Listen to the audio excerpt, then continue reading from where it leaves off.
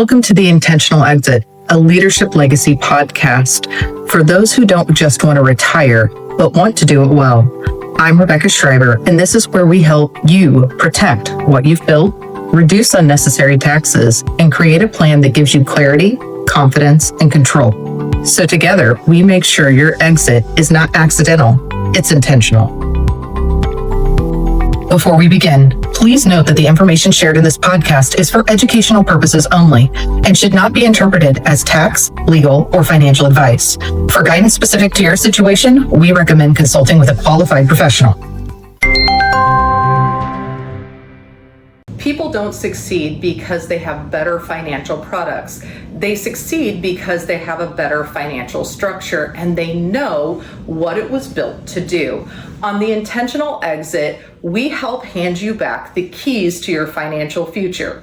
Every week, we expose those hidden assumptions, we uncover those blind spots that you may not know about, and we help you to make an intentional decision rather than waiting for life to make it for you. This is The Intentional Exit. I'm Rebecca Schriver, episode 16, where we talk about why structure matters. So we have so many different advisors out there, and everybody is limited to what is their experience. So who did they come across? Who did they talk to? What experiences have they had with clients? And your outcome often is determined based on what is their qualification. How did they come about their knowledge? What did they discuss? And a lot of times it's not necessarily the particular parts and pieces that you have, it's how do they work? How do they function? So if we're building a house and we bought all of the lumber, right? We have all of the lumber there, and we hire somebody who's a professional and they put the house together, then most likely the house will stand.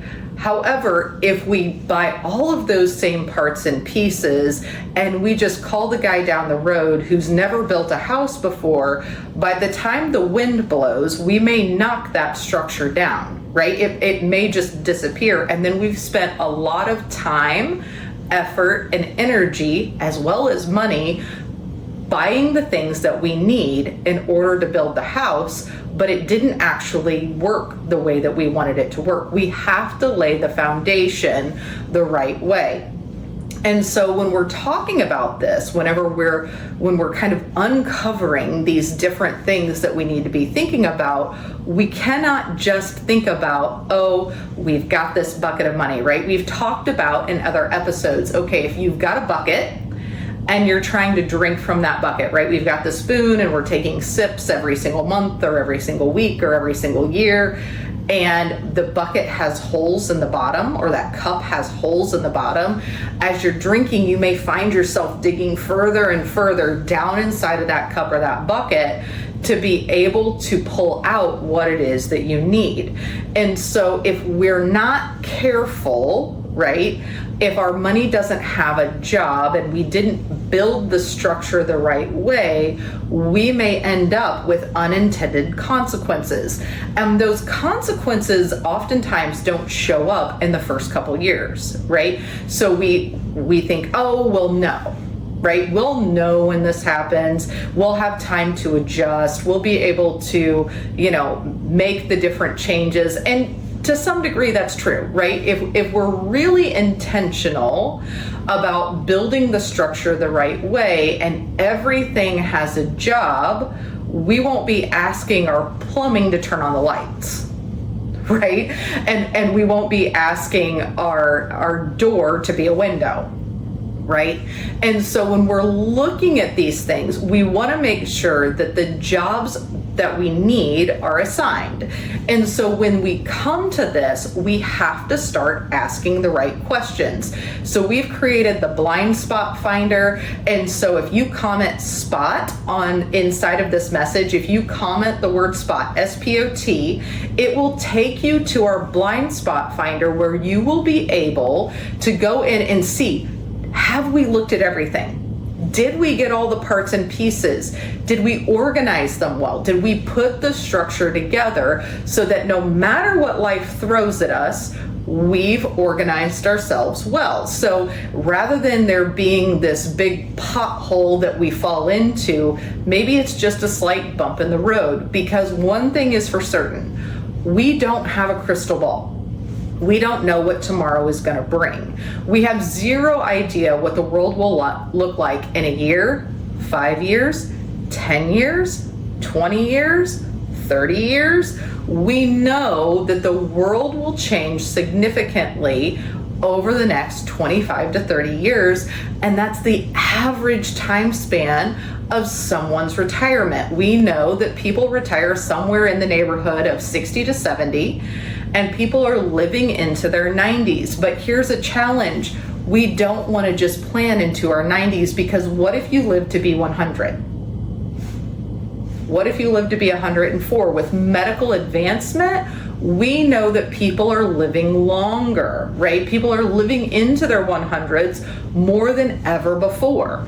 And so when we're looking at this and we're taking those things into account, we have to plan long term, because you need confidence around being able to take out those dollars month after month, year after year, decade after decade, and knowing that they're still going to maintain the job that they had before, that it's going to keep up with things like inflation, that it's going to keep up with things like long-term care costs, medical costs.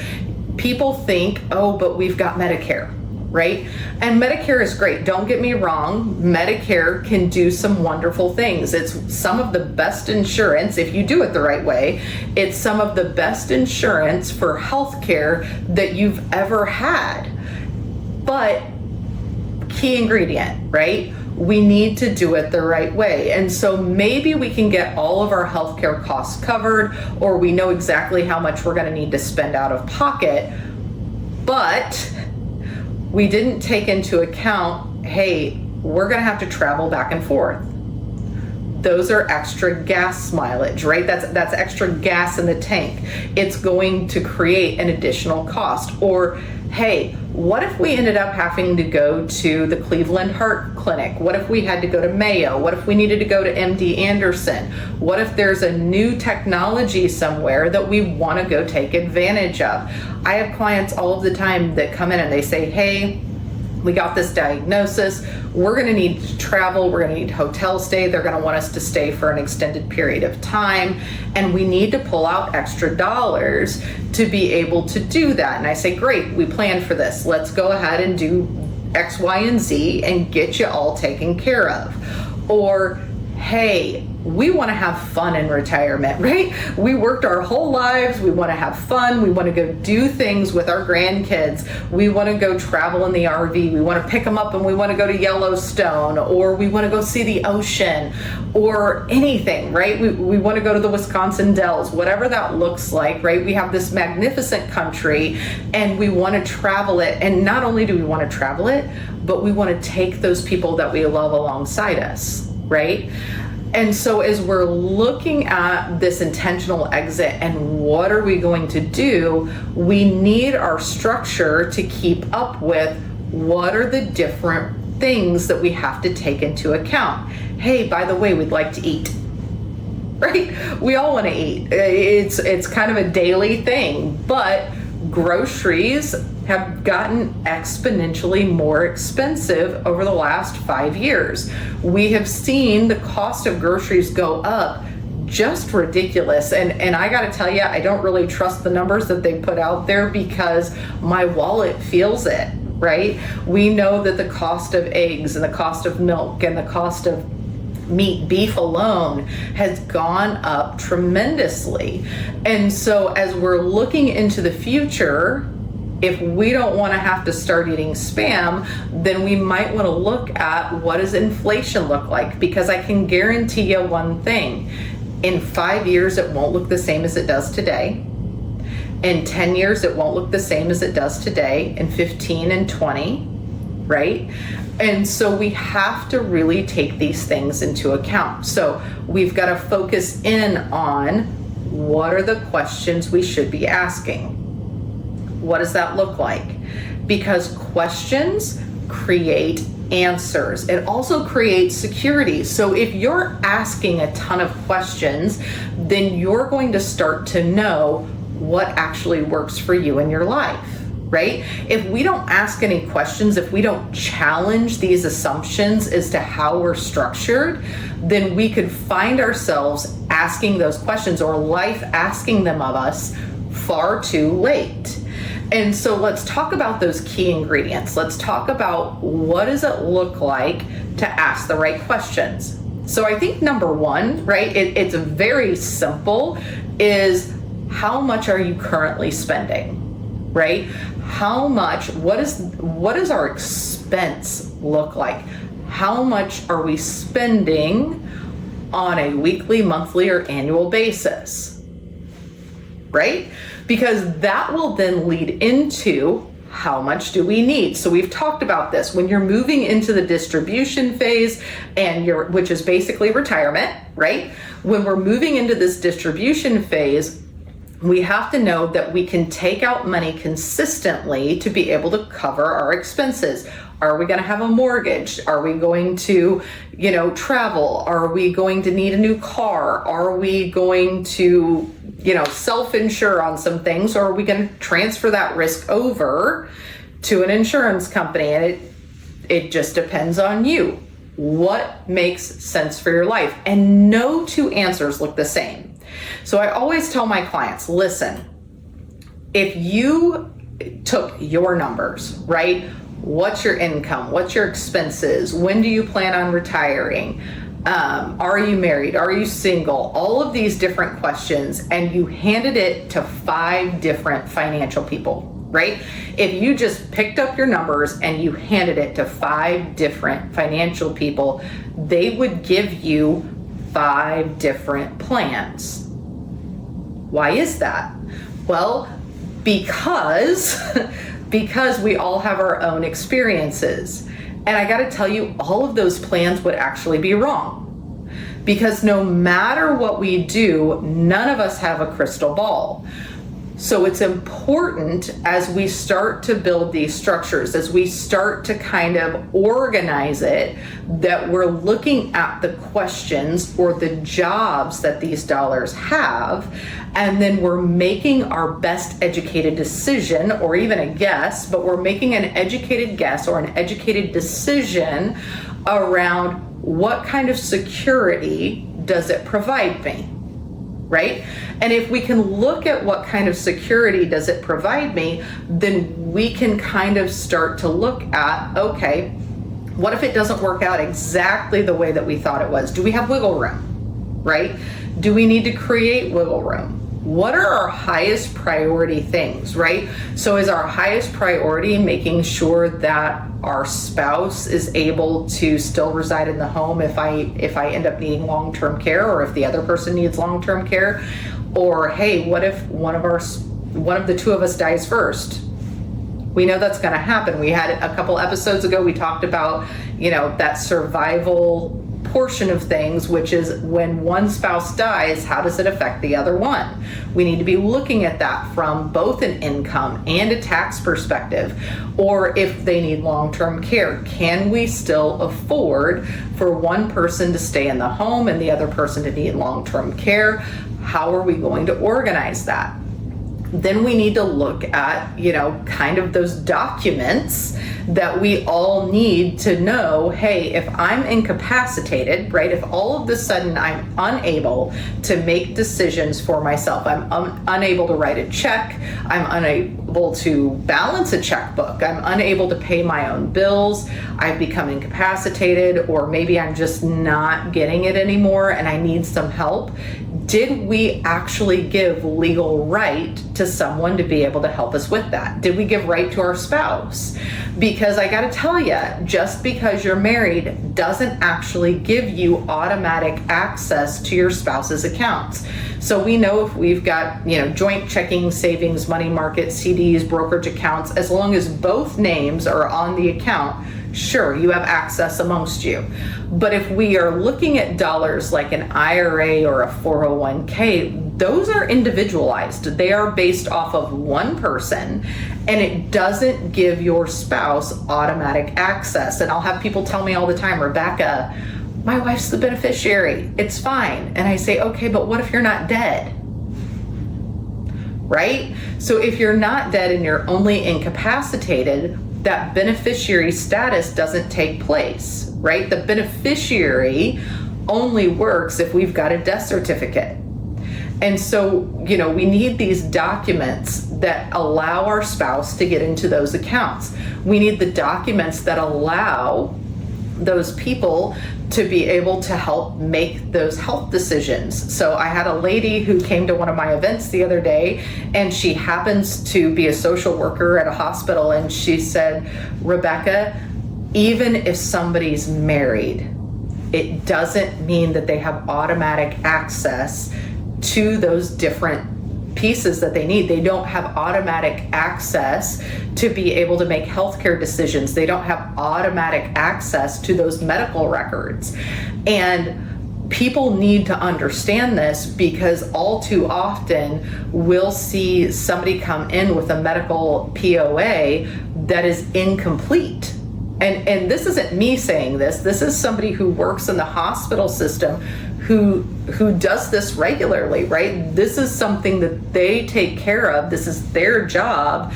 And they're saying, people just don't understand. I have to have these hard conversations all too often, several times a week, which tells you that there are a lot of people out there who just simply don't know.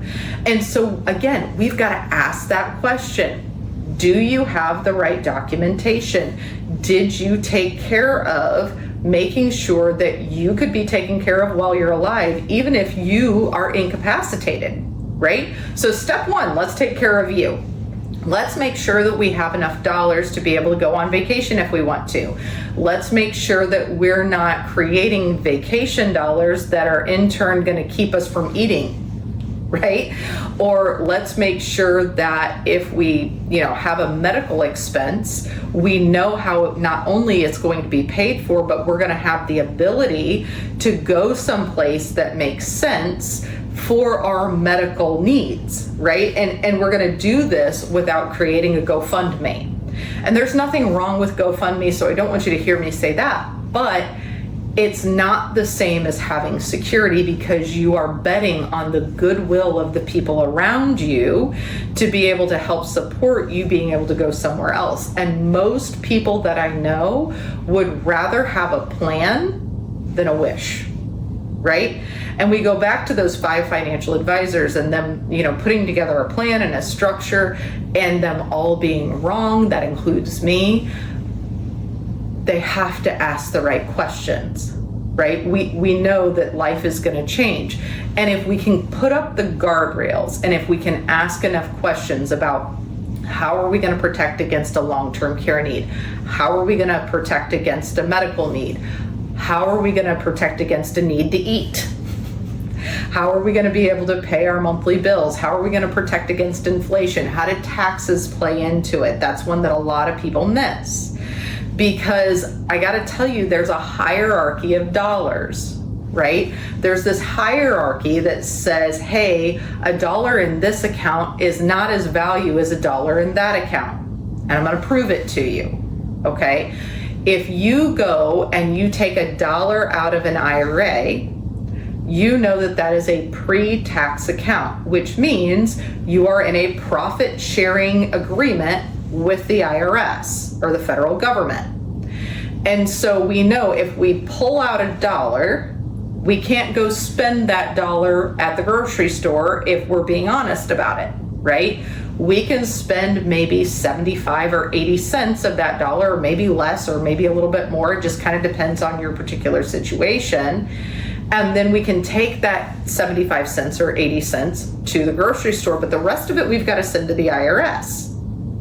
However, if you take that same $1 out of a Roth account, you get to go spend $1 at the grocery store, the whole $1. But then there's this trick that happens, right? And it's not really a trick, it's code, it's already part of it. It's just whether or not you're aware of it. So let's say we pull those dollars out of that IRA, we go ahead and we send the taxes off to the IRS, and then we get to April 15th of the following year, and all of a sudden they say we owe several $1,000s. And you're like, but wait a second, I already paid the taxes, right? Whenever I took the dollars out, I actually increased the amount that I was taking out so that I'd have enough to go to the grocery store, and I paid the taxes. What do you mean I owe more money? Well, there's this thing called a MAGI calculation, right? And that MAGI calculation says, hey, when you pull a certain number of dollars out of this pre-tax account, it creates this triggering effect on your Social Security that all of a sudden makes dollars that weren't taxable before taxable now. And now we've got to pay taxes on those Social Security dollars, right? We've got to pay taxes on those dollars to the federal government, and they don't care whether you knew it or not, you still owe them. And so as we're doing this, we have to be conscious of how all of this plays together. We have to make sure that, beyond product, beyond, okay, we've got this investment, we've got this stock, we've got this bond, we've got this, this insurance product, we've got this, we've got that. Okay, are they talking to each other, right? Are they organized? All too often I find people have maybe some dollars sitting over here with this financial guy, and they've got dollars over here with this financial guy, and then they've got dollars that they never told anybody about, and then they've got this insurance product, and none of them know that each other exist. And when they go to the CPA on an annual basis, the CPA just simply tells them what they owe the IRS. And so instead of coordinating all of this, instead of looking at all of the factors that kind of function into what does the structure look like, they've got a bunch of parts and pieces that one doesn't really know what the other one does, and nobody's asking enough questions to know whether or not this is actually going to be a good plan. And at the end of the day, the person who needs to know it's a good plan is you.